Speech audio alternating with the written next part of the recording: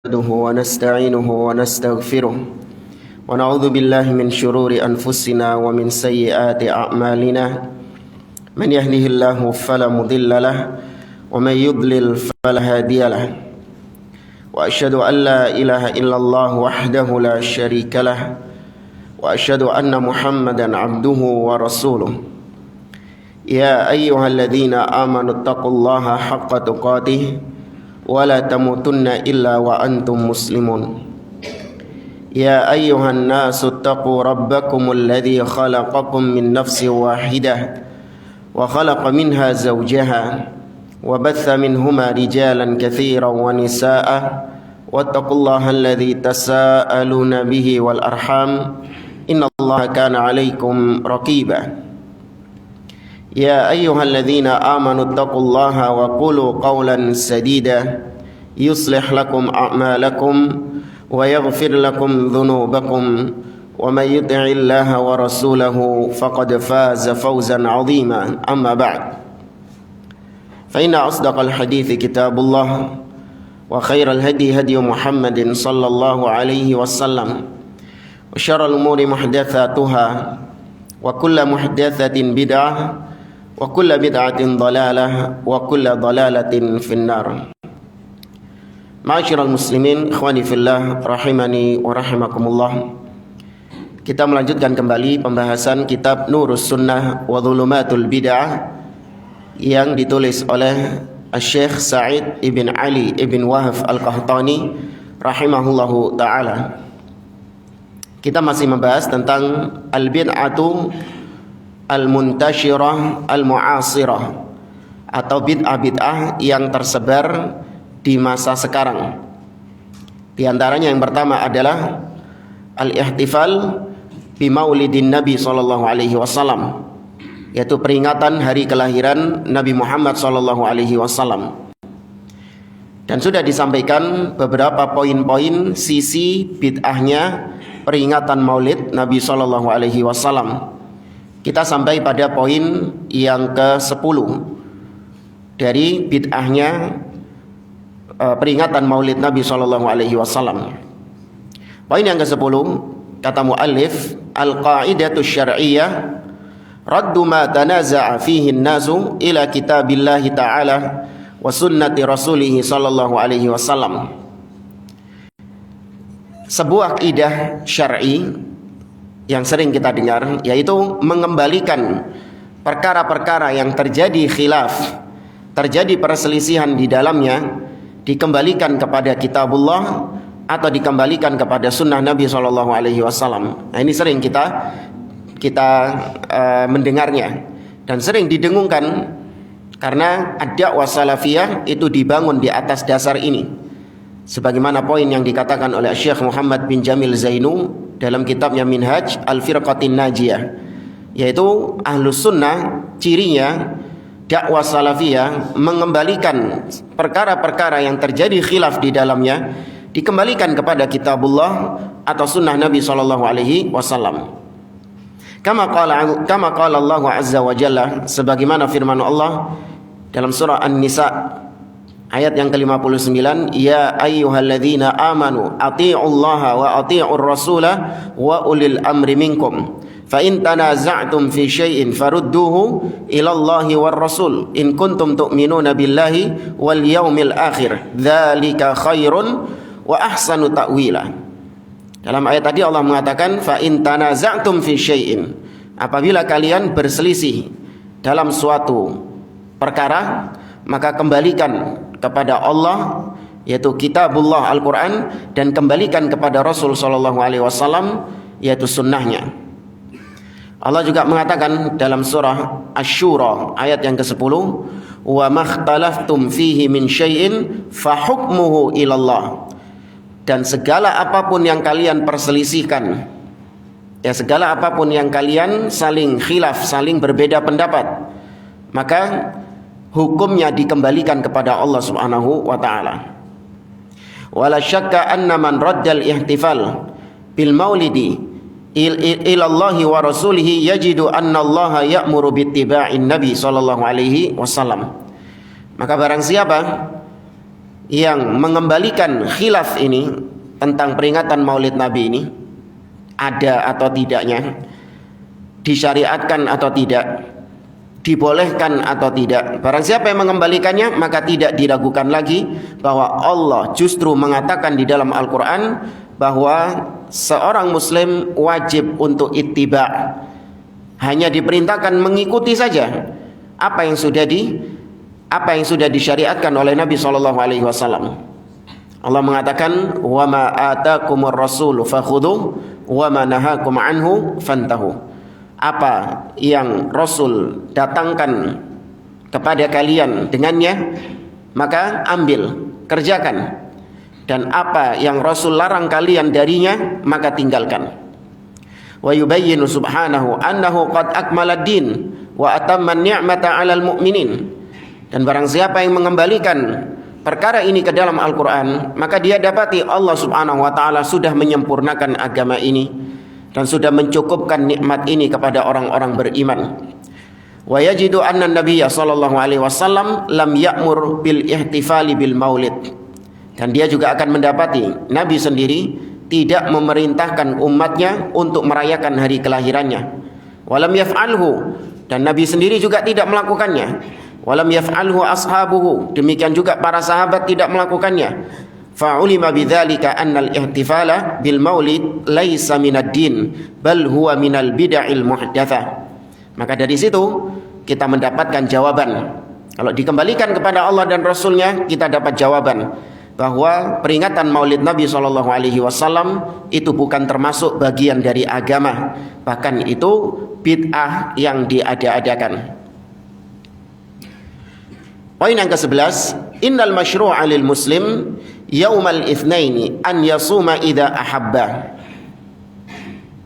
Yang ke-11, bahwasanya yang disyariatkan, yang benar, yang disyariatkan bagi seorang muslim itu disunnahkan dia untuk berpuasa di hari Senin.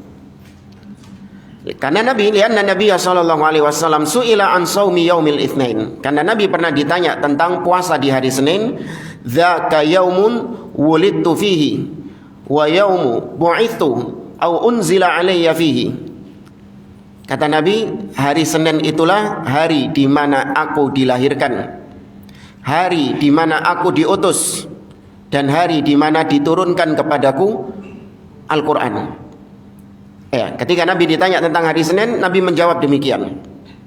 Fal masyru' at-ta'assi bin Nabi sallallahu alaihi wasallam fi siyami yaumil itsnain. Maka yang disyariatkan adalah meneladani Nabi sallallahu alaihi wasallam kalau berkaitan dengan hari kelahirannya, ya sudah ikuti Nabi. Nabi berpuasa di hari Senin. Nanti akan ada bantahan lebih detail lagi tentang syubhat sebagian orang yang membolehkan Maulid Nabi SAW dengan dalil bahwa puasa Senin itu adalah dalil bolehnya acara Maulid Nabi SAW, bolehnya peringatan Maulid Nabi SAW, karena Nabi berpuasa di hari Senin karena hari lahirnya. Maka jawaban ringkasnya, ya kalau Nabi SAW taruhlah itu adalah dalam rangka merayakan Maulid, maka Nabi SAW melakukannya dengan cara apa? Puasa. Nabi melakukannya dengan cara puasa, maka cukup ikuti. Kalau memang kalian benar-benar mencontoh Nabi SAW yang merayakan kata kalian hari lahirannya, maka cukup dengan puasa hari Senin. Dan itu yang dikerjakan oleh Nabi dan para sahabat-sahabatnya. Tidak dengan memperingatinya, ya kemudian diperingati mungkin hanya setahun sekali atau ketika ada momen-momen tertentu. Dan perlu dicatat bahwa hari lahir Nabi SAW itu bukan hari besar yang terus berulang tiap tahun untuk diperingati. Bukan hari besar. Karena kalau itu adalah hari raya, maka Nabi membuktikan bahwa itu bukan termasuk hari raya. Dengan cara apa Nabi membuktikan? Nabi berpuasa. Paham maksudnya? Nabi berpuasa menunjukkan bahwasanya kalau itu hari raya berarti boleh nggak puasa? Nggak boleh. Maka Nabi sendiri mengisyaratkan bahwa hari tersebut bukan hari besar. Makanya Nabi berpuasa. Yang ke-12, Aidul Maulid An-Nabawi la yakhlu min wuqu'il munkarat wal mafasid ghaliban. Peringatan hari kelahiran Nabi SAW itu kebanyakan. Di sini beliau mengatakan kebanyakan, tidak memukul rata semuanya. Kebanyakan diisi dengan perkara-perkara yang mungkar dan perkara-perkara yang penuh dengan kerusakan-kerusakan. Kebanyakan. Jadi kalau ada poin-poin yang ini nanti tidak Anda dapati di sini di Indonesia misalnya, maka ya nggak salah beliau, karena beliau mengatakan kebanyakan dan sesuai dengan apa yang beliau alami di sana, di Timur Tengah sana, di Arab sana, entah di Mesir ya, atau di Irak dan seterusnya. Wa yurafu dzalika min syahidi hadzal ihtifal man syahada hadzal ihtifal wa min hadhil munkarat ala sabilil mithal lal hasr. Dan kata beliau, kemungkaran-kemungkaran tersebut itu diketahui oleh orang-orang yang menyaksikan langsung peringatan Maulid Nabi SAW. Dan di antara kemungkaran-kemungkaran ini hanya sebatas mencontohkan, menyebutkan sebagian, tidak membatasi semuanya. Seperti yang pertama, aktsarul qasaid wal madaih allati yataghanna biha ahlul maulid la yakhlu min alfadhin syirkiyah. Kata beliau, kebanyakan pujian-pujian yang disenandungkan, yang dibacakan, dilakukan oleh orang-orang yang merayakan Maulid Nabi, itu kebanyakan lafalnya itu adalah lafal-lafal kesyirikan. Ya. Apa yang dinyanyikan di sana yaitu bentuk syair-syair, pujian-pujian kepada Nabi SAW. Itu kebanyakannya adalah pujian-pujian yang ghulu, berlebih-lebihan kepada Nabi SAW. Ini contoh juga, karena yang hafal cuman ini tok. Wallahu a'lam, yang lain juga mungkin masih banyak. Dan ada juga, karena macam-macamnya itu banyak. Di antaranya apa yang disebutkan di Qasidah Burdah. Itu juga salah satu yang sering dibaca ketika peringatan Maulid Nabi SAW. Disebutkan tentang pujian kepada Nabi, ya akramal khalqi ma liman aludhu bihi siwaka inda huduthil hadithil amami. Wahai makhluk yang paling mulia, maksudnya Nabi SAW, tiada bagiku tempat berlindung dikala musibah datang kepadaku kecuali hanya kepadamu. Ya, minta perlindungan kepada Nabi SAW. Kemudian dikatakan wa min judika dunya wa dharrataha. Di antara kedermawananmu wahai Rasulullah yaitu adanya dunia dan akhirat. Ya, dunia dan akhirat itu ada karena kedermawanannya Nabi SAW. Padahal Allah mengatakan wa inna lana lal akhirata wal ula. Milik Allah. Ya, dunia dan akhirat itu milik Allah Subhanahu wa taala. Bukan tercipta oleh Nabi SAW. Ditambah lagi dengan kesyirikan dalam asma wa sifat. Wa inna min ulumika ilmul lauhi wal qalam. Di antara ilmumu wahai Muhammad adalah ilmu tentang Lauhul Mahfuz dan ilmu tentang Al-Qalam, yakni catatan takdir. Padahal tidak ada yang mengetahui ilmu gaib kecuali Allah Subhanahu wa taala. Qul la ya'lamu man fis samawati wal ardil ghaiba illallah. Katakanlah, tidak ada yang mengetahui ilmu gaib baik yang di langit ataupun di bumi kecuali Allah Subhanahu wa taala. Allah juga mengatakan kepada nabinya dalam surat Al-A'raf, "Qul la amliku li nafsi naf'an wa la dharran illa ma syaa Allah, walau kuntu a'lamul ghaiba lastakthartu minal khairi wa ma massani yasu." Seandainya aku tahu yang gaib, Nabi diperintahkan ngomong gitu. Walau kuntu a'lamul ghaiba, seandainya aku tahu yang gaib, maka tentu aku akan ditimpa kebaikan-kebaikan dan aku tidak akan ditimpa keburukan-keburukan. Namun dikatakan dalam qasidah tersebut, Nabi tahu tentang ilmu takdir, tahu tentang Lauhul Mahfuz. Jadi lengkap kesyirikannya, uluhiyah, rububiyah, dan asma wa sifat. Dari apa yang kita sampaikan tadi. Dan ungkapan-ungkapan lain, ini cuma salah satunya saja. Dan pernah kita baca juga banyak bentuk-bentuk kesyirikan di dalam kalimat-kalimat pujian yang berlebihan itu. Wal ghulu wal itra alladzi naha anhu Rasulullah sallallahu alaihi wasallam, yaitu bentuk ghulu, ya, pujian-pujian yang berlebihan kepada Nabi sallallahu alaihi wasallam yang mana Nabi melarang dari perbuatan itu semua.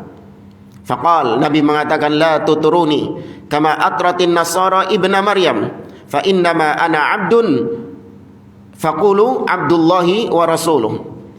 Kata Nabi, jangan kalian berlebih-lebihan hulu kepadaku sebagaimana berlebih-lebihannya orang-orang Nasara kepada Isa bin Maryam. Karena aku hanyalah seorang hamba, maka katakanlah Abdullah wa rasuluh, hamba Allah sekaligus utusan Allah. Kemudian yang kedua, di antara kemungkaran yang terjadi pada peringatan Maulid Nabi, yahsulu fil ihtifalat bil mawalidi fil ghalibi ba'dul muharramatil ukhra. Ada perkara-perkara yang haram yang terjadi tatkala peringatan hari kelahiran Nabi SAW, seperti misalnya kakhtilatir rijal bin nisa, yaitu bercampur baurnya antara laki-laki dengan perempuan. Oh enggak Ustaz, di sini kita enggak pernah ngelihat itu kok. Ya, ketika mungkin ritualnya, ya mungkin katanya enggak ada ikhtilat. Tapi ternyata peringatan tersebut itu bukan hanya berupa ritual, ada juga mungkin berupa kayak campur sama adat biasanya itu loh. Ada di beberapa daerah-daerah itu, ketika bulan-bulan seperti sekarang ini, mereka juga merayakan hal tersebut namun dicampur dengan adat-adat setempat. Apa misalnya? Iya, kearifan lokal, tapi macam-macam, beda-beda, dicampur dengan adat dan budaya setempat. Nah, di situ bercampur baur antara laki dengan perempuan. Ya. Kemudian wasti'malil aghani wal ma'azif, digunakannya alat-alat musik, ya, nyanyian-nyanyian ketika peringatan tersebut. Wasyurbul muskirat wal mukhaddirat, dan meminum khamar atau perkara-perkara lain yang memabukkan. Ya wallahu a'lam kalau di sini ada apa enggak. Ya, meminum khamar atau hal-hal lain yang memabukkan. Wa qad yahsulu fiha syirkul akbar kal istighatsati bir rasul sallallahu alaihi wasallam, dan terkadang juga ada bentuk kesyirikan yang besar, yaitu istighatsah, beristighatsah kepada Nabi sallallahu alaihi wasallam. Au ghairuhu minal auliya au ghairihi minal auliya, atau selain Nabi beristighatsah kepada wali-wali. Wal istihanah bi kitabillah azza wa jalla, atau merendahkan kitabullah, menghinakan Al-Qur'an. Fayashrabud dukhan fi majlisil Qur'an, ini bentuk penghinaan terhadap Al-Qur'an, yaitu ngerokok sambil baca Qur'an. Ya. Dan ini terjadi. Ya, bukan cuma Maulid Nabi, mungkin tahlilan atau apa.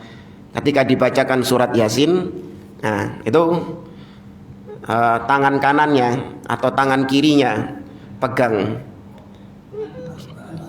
bukan Quran, surat Yasin tok biasanya itu. Itu pegang surat Yasin, tangan kanannya pegang rokok. Iya, itu kita saksikan. Loh, karena memang rokoknya disediakan di depan kok. Rokoknya disediakan di depan sama sahibul bait, sama tuan rumahnya. Tinggal ngambil ini pengunjungnya itu. Dan ketika itu dibacakan Al-Qur'an surat Yasin sambil ngerokok. Ya. Wa yahsulul israfu wat tabdzir fil amwal, dan bentuk kemungkaran lain dalam peringatan Maulid adalah bentuk israf, tabdzir, yaitu membelanjakan harta dengan cara israf, menghambur-hamburkan harta pada perkara-perkara yang tidak disyariatkan. Wa iqamatu halaqatidz dzikril muharraf fil masajid ayyamal mawalid ma'irtifa'i aswatil munsyidina ma'at tasfiqil qawi min ra'isidz dzakirin. Dan di antara kemungkaran juga adalah munculnya, diadakannya halaqah-halaqah zikir yang menyimpang. Ya, kelompok-kelompok zikir yang menyimpang di masjid-masjid ketika peringatan peringatan Maulid Nabi SAW dengan meninggikan suara. Ya, dengan meninggikan suara atau mengeraskan volume, disertai dengan tepukan-tepukan mungkin ya dari Rais Az-Zakirin, dari komandan kelompok zikir tadi itu dikomandani, itu dikomandoi itu. Wa kullu dzalika ghairu masyru' bi ijma'i ulama'i ahli al-haq. Semua yang tadi kita sebutkan tidak disyariatkan dengan kesepakatan para ulama. Kemudian yang ketiga, di antara kemungkaran yang terjadi pada peringatan Maulid Nabi SAW adalah yahsulu amalun qabihun fil ihtifal bi maulidin Nabi SAW. Ada perbuatan yang buruk yang terjadi tatkala peringatan Maulid Nabi SAW. Wa dzalika yakunu bi qiyamil ba'dhi 'inda dzikri wiladatihi sallallahu alaihi wasallam ikraman lahu wa ta'dhiman. Nah, ini juga banyak terjadi di sini, yaitu sebagian atau semua yang hadir dalam majelis Maulid Nabi SAW, mereka semua bangkit berdiri ketika dibacakan tentang kelahiran Nabi SAW. Ya, disebut dengan mahallul qiyam, kata mereka. Berdiri. Ya, semua harus berdiri, wajib. Kenapa demikian? Kata beliau, li'tiqadihim anna Rasulullah sallallahu alaihi wasallam yahdurul maulid fi majlis ihtifalihim. Karena mereka meyakini tatkala itu Nabi sallallahu alaihi wasallam datang dan hadir di majelis maulid tersebut. Maka mereka berdiri, ya Nabi salam, berdiri. Karena Nabi hadir di majelis itu. Walihada yaqumuna lahu muhyin wa murahhibin. Mereka bangkit berdiri untuk menyambut Nabi sallallahu alaihi wasallam. Wa hadza min a'dhamil batil wa akbahil jahl. Ini termasuk kebatilan yang paling besar dan kejahilan yang paling jelek. Fa inna Rasulullah sallallahu alaihi wasallam la yakhruj min qabrihi qabla yaumil qiyamah. Karena Nabi sallallahu alaihi wasallam mustahil beliau bangkit dari kuburnya sebelum ditegakkan hari kiamat. Wala yattasilu bi ahadin minan nas. Dan Nabi sallallahu alaihi wasallam tidak pernah sama sekali komunikasi dengan manusia yang hidup sekarang. Enggak ada. Ya, secara logis juga wajar jemaah. Sekarang Nabi kalau dikatakan hadir di majelis maulid, apa manfaatnya Nabi hadir di majelis maulid ketika itu? Nabi melani bangkit dari kuburnya, hadir di majelis maulid tersebut. Sedangkan dahulu ketika zaman sahabat sepeninggal Nabi SAW terjadi banyak fitnah. Ya, terjadi banyak prahara. Di antaranya peperangan Jamal. Di zaman Ali bin Abi Thalib, perang Siffin dengan Muawiyah bin Abi Sufyan. Kemana Nabi SAW? Padahal di situ butuh sosok Nabi. Butuh sosok Nabi nggak ketika itu jemaah? Butuh ketika umat Islam sedang ditimpa fitnah, peperangan, pertumpahan darah. Kenapa Nabi kok nggak muncul untuk menengahi mereka? Justru munculnya setelah abad keempat Hijriah. Baru munculnya maulid Nabi SAW, Nabi baru keluar dari kuburnya. Perlunya meoboh, cuman datang dihadir majelis maulid Nabi SAW. Apa faedahnya? Apa faedah yang didapatkan Nabi SAW? Kok tega Nabi nggak muncul ketika dulu? Ketika Aisyah radhiyallahu taala anha sedih karena kepergian Nabi SAW. Ketika putrinya Fatimah sedih karena ditinggal oleh Nabi SAW, dan para sahabat-sahabat yang lain sedih ditinggal oleh beliau. Kenapa Nabi kok nggak keluar dari kuburnya menghibur beliau, menghibur mereka? Dan kenapa munculnya kok setelah itu? Dan munculnya juga nggak ada faedahnya. Di peringatan Maulid Nabi SAW. Dan yang paling menakjubkan adalah ketika kita mencoba untuk meluruskan pola pikir orang-orang ini. Saya tanya kepada mereka, kalau bulan-bulan seperti sekarang Rabiul Awal ini, banyak di antara kaum muslimin yang mengadakan majelis Maulid Nabi SAW. Bahkan satu kota, jangankan satu kota, mungkin satu daerah sini, itu hampir tiap kampung itu ngadakan. Misalnya, kalau diadakan maulid, peringatan maulid Nabi SAW di tempat ini.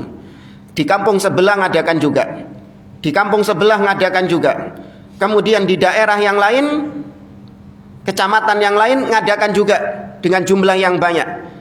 Kemudian di kota yang lain juga ngadakan. Di provinsi yang lain juga ngadakan. Bahkan di negara yang lain juga mengadakan di satu tempat. Saya tanya kepada antum, Nabi hadir yang mana? Hah? Oh, Nabi hadir semuanya. Oh, repot berarti ini. Metani siji-siji ini. Dan saya pernah berdiskusi dengan mereka. Apa jawaban mereka? Wis, gak usah dipikir Nabi SAW bagaimana Nabi menghadiri majelis tersebut, gak usah dipikir. Naudzubillah. Untuk urusan seperti ini kau mengatakan gak usah dipikir, sedangkan akidah tentang turunnya Allah ke langit dunia kau tolak. Kenapa ditolak? Karena gak mungkin Allah keliling dunia katanya. Paham jamaah? Salah satu penolakan mereka, kenapa Allah itu tidak turun, kata mereka. Sedangkan Ahlussunnah menetapkan Allah turun. Kata mereka, oh enggak.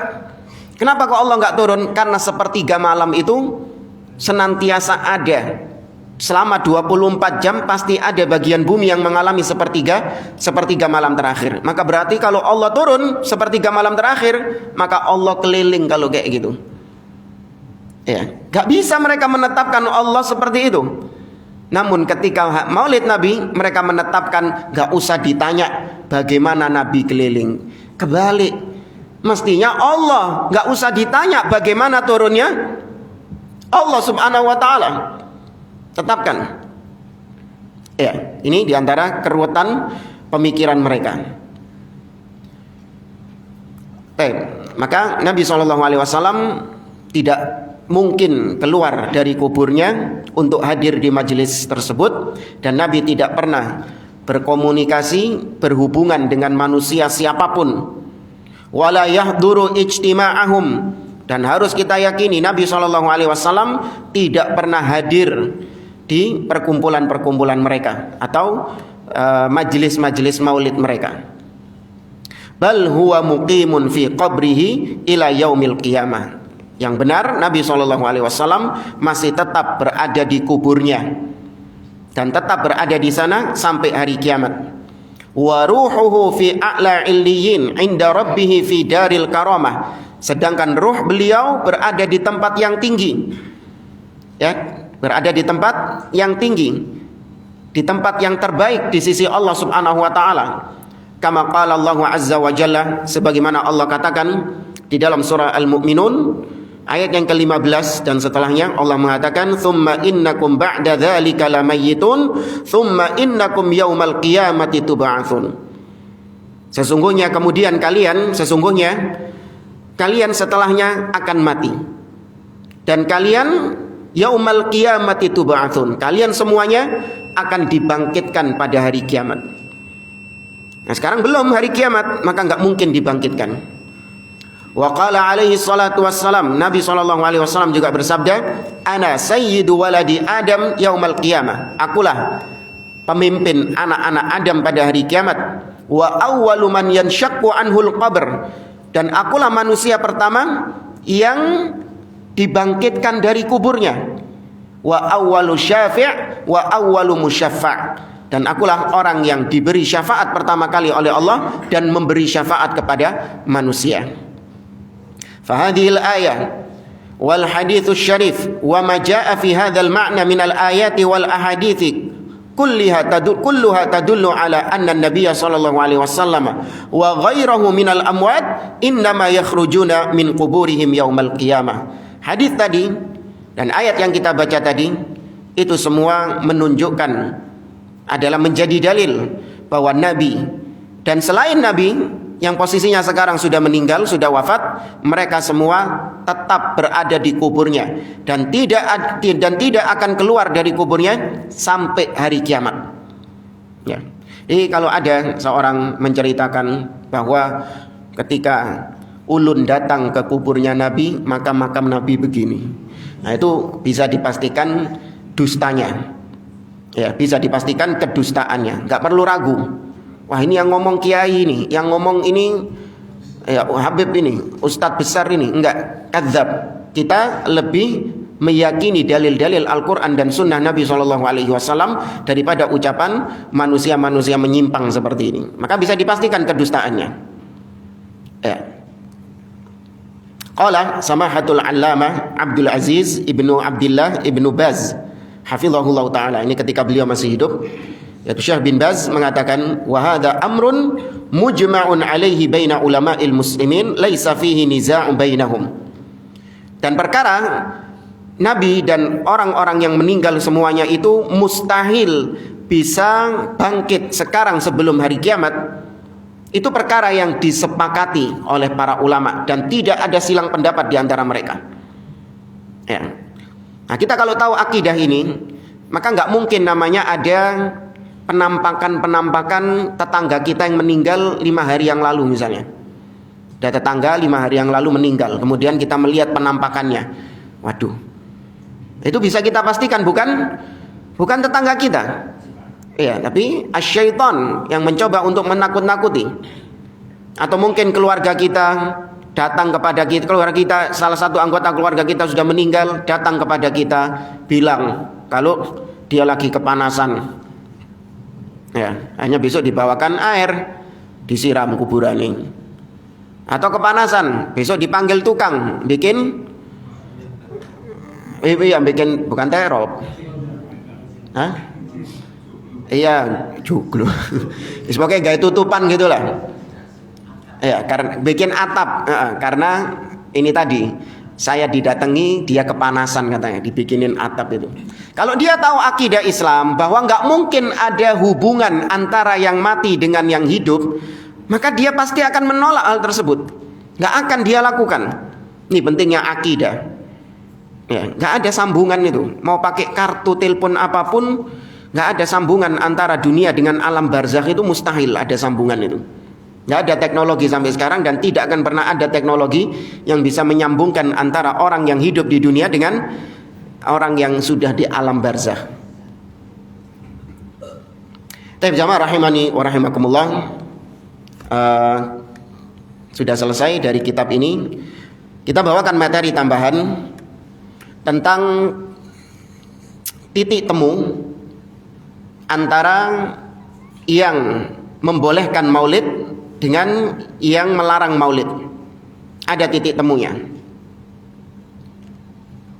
Kita ringkas saja, ada 2 titik temu antara yang membolehkan maulid dengan yang melarang maulid. Titik temu yang pertama adalah baik yang melarang ataupun yang membolehkan peringatan maulid Nabi SAW, dua-duanya sama-sama atas dasar mahabbatur Rasuli SAW. Sama-sama atas dasar cinta kepada Nabi SAW. Yang merayakan maulid, dasar mereka cinta kepada Nabi. Ya. Yang melarang maulid, jangan dibilang kalau mereka itu dasarnya benci kepada Nabi. Lah. Mereka tidak mau merayakan maulid Nabi SAW juga dorongannya karena apa? Cinta kepada Nabi. Karena mereka menganggap kecintaan kepada Nabi itu hanya apa? Ittiba, mengikuti Nabi, mencontoh, meneladani beliau SAW, bukan memunculkan perkara-perkara yang baru. Baik, ini titik temu antara yang membolehkan dengan yang melarang. Kemudian titik temu yang kedua adalah baik yang membolehkan maulid atau yang melarang maulid sama-sama sepakat bahwa peringatan maulid Nabi SAW tidak terjadi pada 3 generasi awal. Ya, tidak terjadi pada 3 generasi awal, yaitu generasi Nabi dan para sahabatnya, generasi tabi'in dan tabi'ut tabi'in. Sepakat. Ya, di sini kita sebutkan ucapan-ucapan ulama yang membolehkan atau yang melarang maulid Nabi SAW dulu. Yang pertama adalah Syekhul Islam Ibnu Taimiyah rahimahullah ta'ala dalam kitabnya Iqtida' As-Siratil Mustaqim. Beliau mengatakan, ma yuhdithuhu ba'dun nasi imma mudahatun lin nasara fi miladi Isa alaihi salam wa imma mahabbatun lin nabi sallallahu alaihi wasallam wa ta'dhiman. Kata beliau, apa yang diada-adakan oleh sebagian manusia bisa saja atau entah itu adalah perbuatan yang menyerupai orang-orang Nasara kepada Isa bin Maryam, dan itu atau perbuatan tersebut adalah ekspresi cinta kepada Nabi dan mengagungkan Nabi Shallallahu Alaihi Wasallam.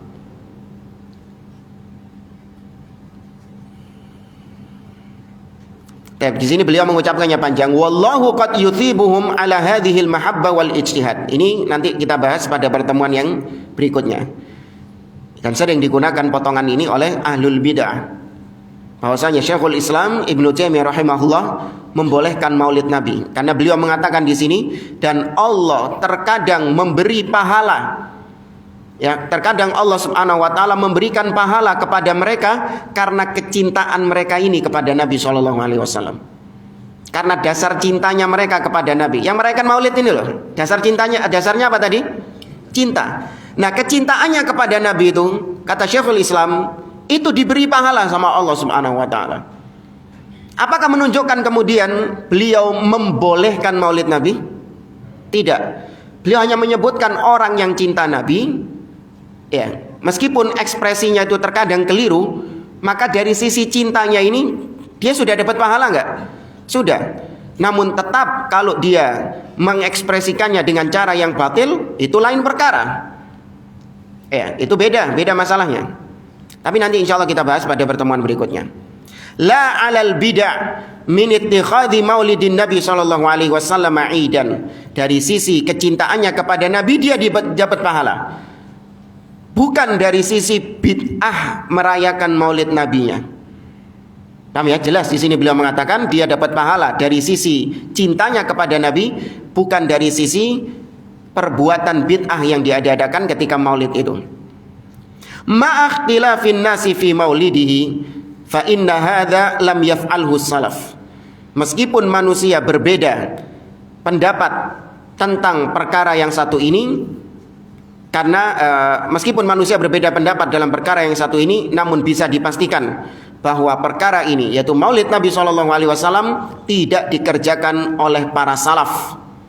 Padahal ma'aqiyamil muqtadi lahu wa adamil mani' minhu law kana khairan. Padahal mereka punya motivasi kuat, para salaf ini, mereka punya dorongan kuat untuk melakukan peringatan maulid Nabi SAW. Apa dorongannya tadi yang dapat pahala ini? Cinta. Para sahabat cinta enggak? Nemen cintanya, sangat cinta kepada Nabi SAW. Ada yang menghalangi para sahabat untuk melakukannya? Tidak ada. Ya, maka tidak dilakukan oleh mereka. Di situ tahu bahwasanya memang itu bukan sebuah syariat di sisi Allah Azza wa Jalla. Lau kana khairan. Seandainya memang itu baik, maka lasabaquna ilaihi. Pasti para salaf yang lebih dulu mengerjakannya daripada kita, karena mereka lebih cinta kepada Nabi SAW. Tapi ini panjang ucapan beliau, cuman tadi intinya tidak diadakan atau dikerjakan oleh para salaf. Kemudian ulama yang kedua, Al-Faqihani, yang wafat pada tahun 734 Hijriah. Dalam kitabnya Al-Mawrid fi Amalil Maulid, la a'lamu li hadzal maulid aslan fi kitabin wala sunnah. Aku tidak mengetahui maulid ini ada dasarnya, tidak di dalam Al-Quran, tidak pula di dalam As-Sunnah. Artinya tidak ada dasarnya di dalam Al-Quran dan As-Sunnah. Wala yanqul amaluhu, ya, wala yunqal amaluhu an ahadin min ulama'il ummah. Dan tidak pernah dinukilkan perbuatan maulid ini dari salah seorang pun dari ulama-ulama umat ini. Alladzina humul qudwa fid din al-mutamassikuna bi atharil mutaqaddimin bal huwa bid'ah. Yang mana para imam-imam ini adalah qudwah, panutan di dalam agama, dan mereka berpegang dengan jejaknya para salaf. Bal huwa bid'ah. Yang benar maulid ini adalah bid'ah. Ya. Setelah itu Al-Imam Asy-Syaukani rahimahullahu taala Beliau mengatakan, ini panjang ucapan beliau, tapi kita ambil intinya, yaitu tidak terjadi di zaman salaf. Kata beliau, bal ajma'al muslimun annahu lam yujad fi asri khairil qurun. Bahkan umat Islam sepakat bahwasanya maulid Nabi tidak terjadi pada generasi terbaik, yaitu para sahabat, tabi'in dan tabi'ut tabi'in. Walal ladzina yalunahum, bahkan generasi setelahnya tidak terjadi, belum diadakan peringatan maulid ini. Wa ajma'u annal mukhtara' lahus sultan. Bahkan mereka sepakat bahwa yang pertama kali mengadakan peringatan maulid ini adalah penguasa, yaitu penguasa Daulah Fatimiyah itu yang kemarin kita sebutkan. Itu dari ulama-ulama yang membolehkan. Sekarang dari ulama-ulama yang melarang. Sekarang kita bahas atau kita bawakan ucapan-ucapan dari ulama-ulama yang membolehkan. Nah, biar fair, biar adil. Ya, kita sebutkan yang melarang. Nanti ada yang ngomong, wah nggak fair ini. Ya, itu yang disebutkan ulama-ulamamu semuanya. Ada ulama-ulama yang membolehkan juga. Iya, kita sebutkan yang membolehkan ini. Ya, biar fair. Disebutkan dua-duanya. Ntar kalau disebutkan satu dituduh hizbi, repot nanti. Kata Abu Syamah, ini diantara ulama yang membolehkan. Waman ahsana mabtada'a fi zamanina min hadzal qabil maka nabi Madinati Irbil. Kata beliau, dan alangkah bagusnya apa yang diada-adakan. Beliau sudah mengatakan mabtada'a, apa yang diada-adakan di zaman kita ini, beberapa waktu sekarang ini, yaitu apa yang ada di kota Irbil.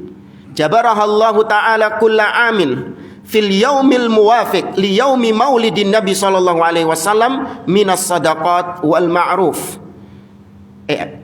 Kata beliau, yaitu di kota Irbil tersebut diadakan peringatan yang bertepatan dengan hari lahirnya Nabi sallallahu alaihi wasallam.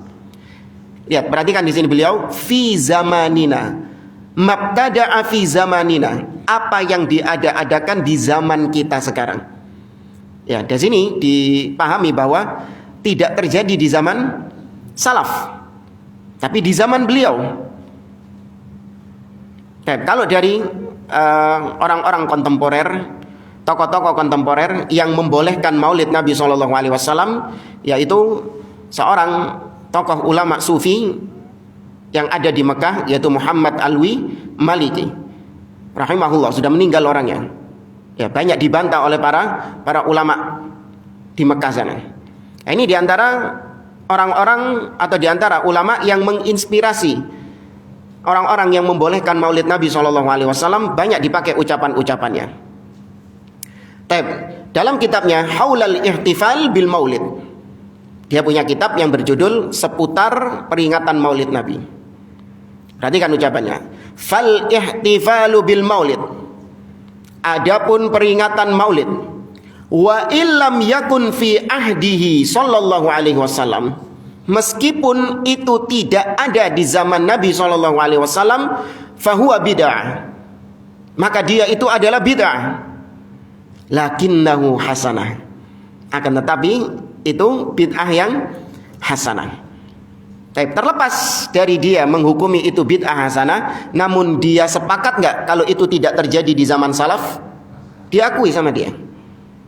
Ya, diakui. Terlepas nanti hasilnya dia mengatakan itu bid'ah hasanah, itu urusannya. Tapi yang ingin kita garis bawahi di sini, wa illam yakun fi ahdihi, meskipun itu tidak ada di zaman Nabi sallallahu alaihi wasallam. Ya, dan ucapan-ucapan lain dari ulama-ulama yang membolehkan maulid, mereka semua sepakat bahwa tidak ada peringatan maulid Nabi sallallahu alaihi wasallam di zaman as-salaf. Ya, itu menunjukkan bahwa peringatan maulid Nabi bukan termasuk sunnah dan termasuk bid'ah di dalam agama. Kurang berapa menit? Sudah. Ya, sudah. Ya, baik. Ini yang bisa kita sampaikan, wallahu a'lam bishawab. Aqulu qouli hadza wa sallallahu ala nabiyyina Muhammad wa ala alihi wa sahbihi ajma'in wa akhiru da'wana anil hamdulillahi rabbil alamin. Wassalamualaikum warahmatullahi wabarakatuh.